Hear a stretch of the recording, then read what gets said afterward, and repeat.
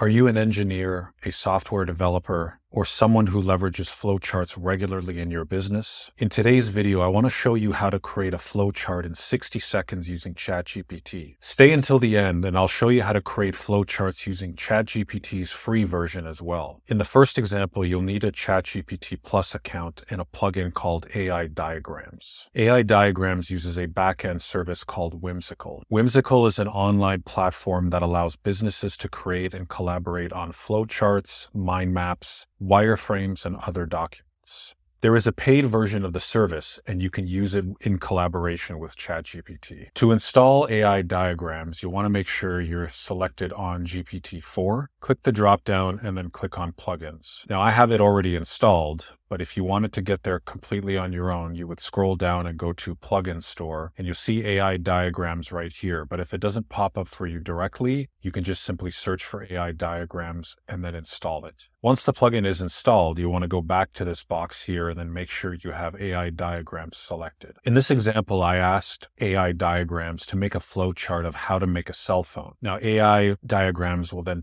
talk to Whimsical on the back end. You might have to enable that as well. You can see here, just within a matter of seconds, it goes on to create the diagram in a flowchart. Now, if I scroll down a bit further towards the end, it's kind of dark, but you'll see here that there is a hyperlink that I can click on, which will take me directly to Whimsical's website. Now, if I actually wanted to edit this, I could click on the diagram shape here. I could add in other diagrams and attach it to the actual wireframe. I'm then presented with another set of options to customize it further. If I wanted to then hit a connector and get a connector going from another side, I could certainly do that and then continue to add in shapes and customize the flowchart even further. There's also a plus symbol at the bottom here, which gives a whole host of options so that I can continue customizing the flowchart. Once I'm all finished and I'm done customizing, I can just simply click the save button here and I can save it directly into Whimsical. Now, if you don't have an account, it will prompt you to create one. You can create one completely from scratch, or you can log in using your Google account. So in the second example, I'm going to show you how to do this completely for free with ChatGPT's free version. Now, you'll see here in the top left corner, I've actually switched off from GPT-4, which is the paid version, back to GPT 3.5. While the free version won't be able to complete a flowchart like the paid version because it isn't leveraging plugins, the free version can write code, and then you can take that code and use it in an online code editor completely for free. I've asked the free version of ChatGPT to make a flowchart of how to make a cup of coffee using a coding language called LaTeX. LaTeX can be used in a number of different ways, but in this example, I'm just using it to create a flowchart. So the output created the code, and I can simply copy that code. I can go to Google and I can type in a search for an online code editor specific to LaTeX. A lot of the ones that I've tried give you errors, but the one that I find that works the best is one called Overleaf. Now, again, you will have to create a free account if you want to use it, but here I can simply copy the code. I can go to Overleaf, go to New Project. I'm just going to name this one Test, click Create. Here you'll just see some text here by default. I'm going to select all of that text, delete it, and then I'm going to paste the text that I got from ChatGPT, and then I'm just simply going to click the recompile button. And then you'll see here, it'll give me a simplified version of the flowchart on how to make a cup of coffee. And if I wanted to go in and edit it, I could edit it using coding or some of the existing tools that Overleaf provides you. That's it for the video. Thank you for watching, and I'll see you in the next one.